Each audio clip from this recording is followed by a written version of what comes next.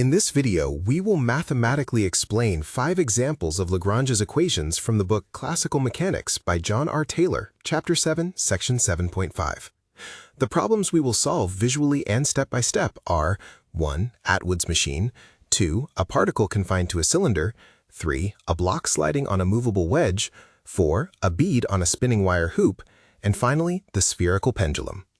We will go straight into constructing the Lagrangian and the equations of motion for each case.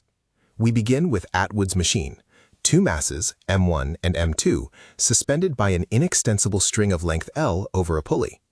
The geometric constraint of the string allows us to use only the height x of the first mass as a single generalized coordinate, making the velocity of the second mass simply negative delta x.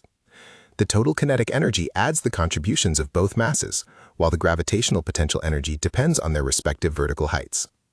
By constructing the Lagrangian and applying the Euler-Lagrange equation, we take partial derivatives with respect to the coordinate x and its velocity delta x. Equating the time derivative of the generalized momentum with the generalized force, we obtain the acceleration of the system completely directly. This demonstrates the elegance of the analytical method by allowing us to find the solution while entirely ignoring the tension of the string and avoiding drawing any restrictive force diagrams. The second case analyzes a particle of mass m confined to a vertical cylinder of radius r, attracted to the origin by a 3-dimensional spring. Using cylindrical coordinates, the radius is constant, leaving only the height z and the azimuthal angle phi as generalized coordinates. The kinetic energy thus combines the vertical translation and the corresponding azimuthal rotation, while the potential energy of the spring depends on the 3-dimensional distance of the particle to the origin.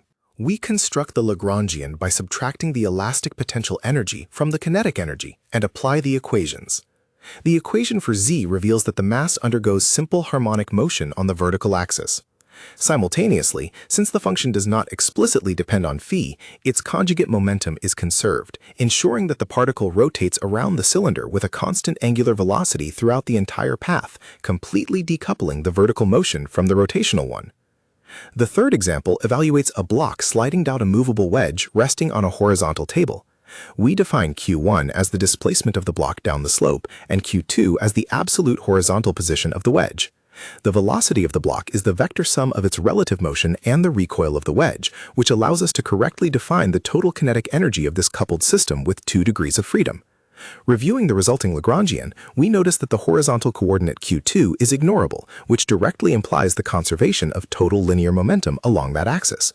By using this constant of motion to substitute the accelerations in the Lagrange equation for Q1, we manage to solve for the relative acceleration of the block, analytically resolving a highly complex dynamical system without having to calculate or decompose the interacting normal forces. Our fourth problem presents a bead on a circular hoop of radius r forced to spin at a constant angular velocity omega. We use the polar angle theta as the only coordinate. The kinetic energy comes from its motion along the wire and its rotation, while the potential energy depends on its height. It is vital to clarify a common misconception here. Mechanical energy is not conserved in this case, as the external motor that maintains the constant rotation does work on the system. Even though the total energy varies, the Lagrangian remains perfectly valid. By applying its derivatives, we obtain a nonlinear differential equation. If the hoop spins slowly, the only stable equilibrium is at the bottom. But if omega exceeds a critical threshold, a new lateral equilibrium emerges. By expanding in Taylor series, we demonstrate that small perturbations generate simple harmonic oscillations at this new position, successfully analyzing stability without relying on energy conservation. The fifth and final case is the spherical pendulum, a mass suspended from a fixed-length string L that oscillates freely in 3 dimensions. We use the polar angles theta and phi from spherical coordinates to describe its spatial position. The kinetic energy captures the motion in both angular directions simultaneously, while the gravitational potential energy is determined solely by the polar inclination theta relative to the absolute vertical axis. The Lagrangian immediately reveals that the azimuthal angle phi is an ignorable coordinate, which results in the conservation of the vertical component of angular momentum.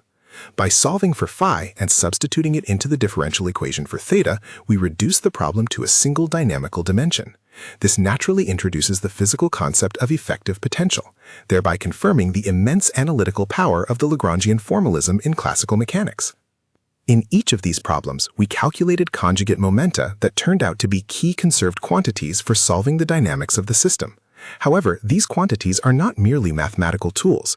They are the natural coordinates for an alternative and equally powerful description of classical mechanics. In our next video, we will make the leap from the Lagrangian to the Hamiltonian formalism, visually exploring how this new framework operates. Join us in the upcoming video, How Does Hamiltonian Phase Space Work? A Visual Explanation, to continue this journey.